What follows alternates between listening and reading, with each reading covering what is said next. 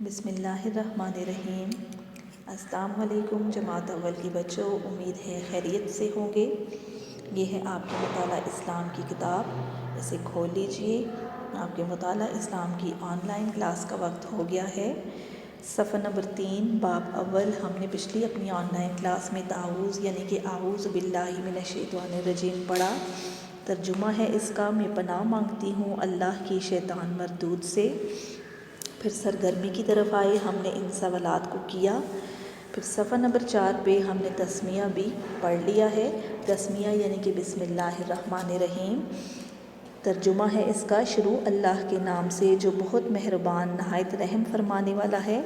تو پیارے بچوں، کوئی بھی کام شروع کرنے سے پہلے بسم اللہ الرحمن الرحیم پڑھ لینا چاہیے۔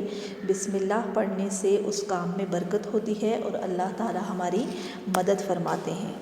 پھر اس کی سرگرمی کی طرف آئے، ہم نے سوالات کے جوابات کیے۔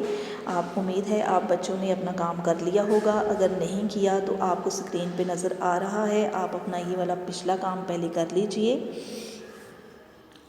صفحہ نمبر 5 پہ ہمارا آج کا سبق ہے پہلا کلمہ طیب، لا الہ الا اللہ محمد الرسول اللہ۔ اللہ کے سوا کوئی عبادت کے لائق نہیں اور محمد صلی اللہ علیہ وسلم اللہ کے رسول ہیں۔ یہ ہے ہمارا پہلا کلمہ جس کو طیب کہا جاتا ہے۔ کلمہ طیب کے معنی ہیں پاکیزہ بات۔ کلمہ طیب دین اسلام کے پہلے کلمے کا نام ہے۔ حضور پاک صلی اللہ علیہ وسلم نے لا الہ الا اللہ کو سب سے افضل ذکر قرار دیا اور فرمایا کہ اگر تم گواہی دو کہ اللہ تعالیٰ کے سوا کوئی عبادت کے لائق نہیں۔ کلمہ طیب کے ماننے والے شخص کو مسلمان کہتے ہیں، جبکہ اس کا انکار کرنے والے کو کافر کہا جاتا ہے۔ اب ہم دیکھتے ہیں کہ کلمہ طیب میں ہمیں کس چیز کی تعلیم دی جا رہی ہے۔ تو بچوں، آپ سب جانتے ہیں کہ ہمارے 6 کلمے ہوتے ہیں۔ مساجد میں، مدارس میں آپ لوگ قرآن مجید کا سبق پڑھتے ہیں تو وہاں آپ کو سبق کے ساتھ ساتھ 6 کلمے بھی سکھائے جاتے ہیں، کیونکہ یہ ہمارے لیے سیکھنا بہت ضروری ہوتا ہے۔ نبی صلی اللہ علیہ وسلم کو نبوت ملنے سے پہلے بھی پہلا کلمہ تھا، مگر صرف اس کا ایک حصہ، یعنی کہ مذہب اسلام تو اول دن سے ہے۔ اللہ پر ایمان لانا ہی مسلمان ہونا کہلاتا ہے۔ یہ صرف ہمارے آخری نبی صلی اللہ علیہ وسلم کا پیغام نہیں ہے، بلکہ ان سے پہلے بھی جو انبیاء تھے انہوں نے بھی اسلام ہی کی تبلیغ کی، یعنی کہ اللہ کو ایک ماننا ہی انہوں نے اسی پر زور دیا اور یہی ان کی تعلیم تھی کہ اللہ کی وحدانیت پر یقین ہو۔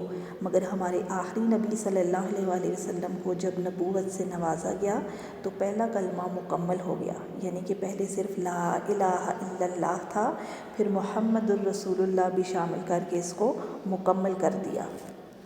یعنی کہ اللہ کی وحدانیت، معبودیت پر یقین کرنے کے ساتھ اس بات پر بھی یقین ہو کہ محمد صلی اللہ علیہ وسلم اللہ کے رسول ہیں۔ اس بات کو دل سے ماننا اور زبان سے اقرار کرنا ایمان کہلاتا ہے۔ اور ماشاءاللہ ہم تو پیدائشی مسلمان ہیں، اللہ کا یہ ہم پر بہت بڑا احسان ہے۔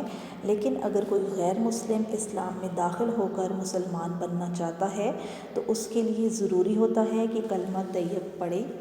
طیب کا مطلب ہے پاک، اور ہمارے پہلے کلمے کا نام بھی کلمہ طیب ہے۔ ہم کلاس میں بھی اس کی پڑھائی کر چکے ہیں، امید ہے آپ کو سمجھ میں آ گیا ہوگا۔